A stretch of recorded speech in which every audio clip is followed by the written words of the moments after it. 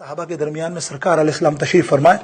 آپ نے فرمایا اے صحابیو جانتے ہو جس کے گھر میں 3 بیٹیاں پیدا ہو, سنیے گا غور سے حدیث پاک کو, 3 بیٹیاں پیدا ہوں جس کے گھر میں, جس باپ کے گھر میں, اور اس نے ان کی صحیح معنوں میں تربیت کر لی اور اس کے بعد ان کی شادی کر کے رخصت کر دیا, اللہ رب العالمین فرماتا ہے اس کے لیے جنت واجب ہو گئی. ایک صحابی کھڑے ہوئے, بھلے یا رسول اللہ صلی اللہ علیہ وسلم میری تو 2 بیٹیاں ہے نا مسئلہ. سنیے گا, بڑی دلچسپ حدیث ہے. میری تو 2 بیٹیاں ہیں, آپ نے 3 فرمایا. میرے آقا علیہ الصلوۃ والسلام نے فرمایا جا 2 میں بھی تیرا کام بن جائے گا. ایک کھڑا ہو, یا رسول اللہ میری تو ایک ہی بیٹی ہے نا, ایک بیٹی والے بھی تو ہے نا, ایسا تو نہیں محروم رہے. یا رسول اللہ میری ایک بیٹی ہے. بولے اللہ کی رحمت سے محروم کیوں ہے, تو ایک کی تربیت کر لے اور تربیت کر کے اس کو اپنے گھر رخصت کر دے, تو بھی ویسا ہی ہے جیسے 3 والا ہے. اللہ اکبر. اب ایک صحابی اور کھڑے ہوئے, سنو تو صحیح, یہ ہمارے تمہارے معاملے ہیں نا. بہت سے لوگ ایسے ہیں جن کے پاس لڑکی نہیں تو کیا کرے گا. بولے یا رسول اللہ صلی اللہ علیہ وسلم میرے پاس تو لڑکی پیدا نہیں, میں تو بغیر لڑکی والا, مثال میری اولاد میں لڑکے ہی ہے, لڑکی نہیں ہے. اب میرے سرکار کیا فرماتے ہیں, بولے تو بھی محروم نہیں ہے. سرکار نے فرمایا جس کے گھر میں بیٹیاں نہ ہو, اگر وہ اپنی بہنوں کو تربیت کر کے رخصت کرے گا, اللہ تعالیٰ کا یہ حکم اس پر بھی لاگو ہو جائے گا. بہنیں بھی تو ہے نا, بہنیں بھی تو اپنی جیسی نا, باپ کی اولاد ہے, ان کی بھی اگر آپ نے صحیح معنی میں تربیت کر کے رخصت کیا تو یہ مرتبہ آپ کو مل رہا ہے. میرے دوست بزرگوں, ایک اور حدیث میں ام المومنین حضرت عائشہ رضی اللہ تعالیٰ عنہ فرماتی ہیں کہ سرکار نے فرمایا یہی حدیث کو کہ جن کی 3 بیٹیاں ہوں, 2 بیٹیاں ہوں, 1 بیٹی ہوں, تربیت کرے اور رخصت کرے, وہ جنت میں میرے ساتھ ایسے جائے گا جیسے میری 2 انگلیاں برابر, ساتھ. اللہ اکبر. تو میں نے اتنی فضیلت بیٹیوں کی. امام طبرانی ایک اور حدیث لائے, آگے سنیے, آپ بھی سنیے, سمجھیے. اللہ اکبر. کیا لائے سرکار علیہ السلام فرماتے ہیں جب تم گھر میں توجہ دینا, توجہ دو گے تو نکلے گی بات, انشاءاللہ عمل کرو گے تو کمال ہے.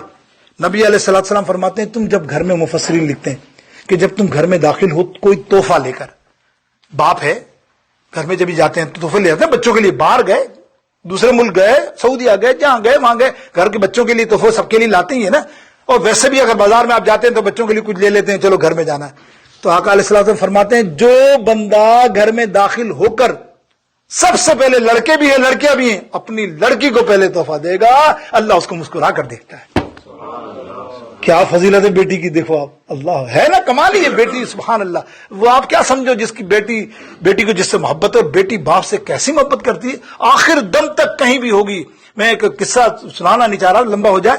وہ ایک ایسا فیملی تھی بڑی پیسے والی کہ اس نے جائیداد, زندگی میں اس بندے نے, ان کی فیملی کے رشتے دار یہاں بھی رہتے ہیں, اتفاق سے بات ہے, اس وجہ سے میرا ان سے کانٹیکٹ کس بیس پہ ہوا تھا کہ میرے اچھے تعلقات تھے. تو وہ 3-4 بیٹے تھے ان کے, کروڑ پتی ملونر, باپ جذباتی تھا.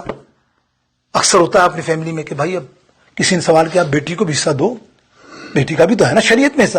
بولے بیٹی کا کیا حصہ, شادی میں اتنا خرچہ کیا نا, شادی میں اتنا خرچہ کیا, ہال 5-10 لاکھ کا, 10 لاکھ کا ہال, کھانے کے 15-20 لاکھ, اور زیور دیے, ڈائمنڈ دیے, فلانا دیا, اور یہ دیا وہ دیا, اس کے دامادوں کو یہ کیا جیسے جد ہو گیا نا وراثت.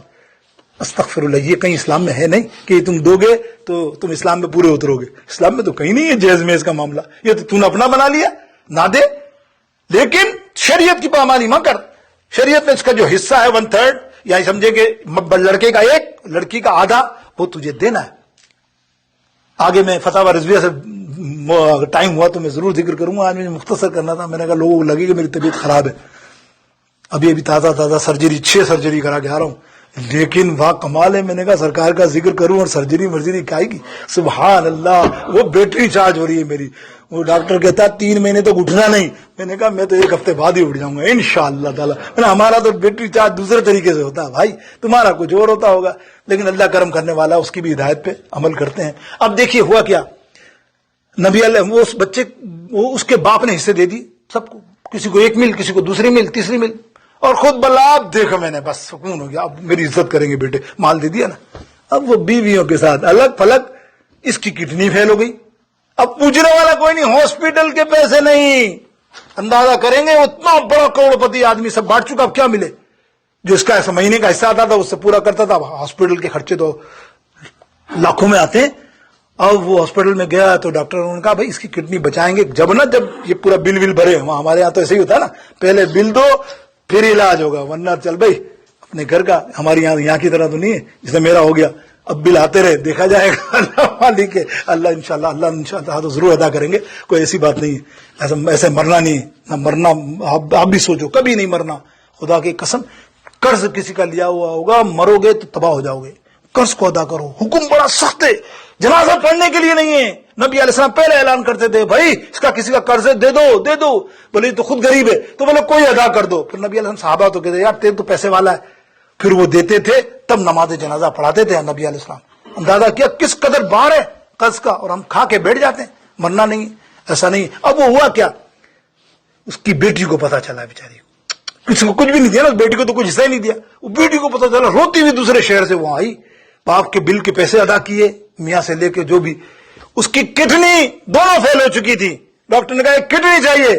بیٹے میں شوگر کا مریض ہوں، دوسرا کہہ رہا میں فلانے کا مریض ہوں، میرے کو تو کمزوری ہے، میرے میں خون نہیں ہے. اس بیٹی نے وہ کڈنی ادا کی، اپنی ایک کڈنی اس بیٹی نے دی. بیٹی رحمت ہے، اللہ کا فرمان ہے نا، تو مانو نبی علیہ السلام کے فرمودات کو مانو، سمجھو کہ بیٹی کیا چیز ہوتی ہے. محبت سے ایک بار دیکھ کر تو دیکھو، پھر اللہ کی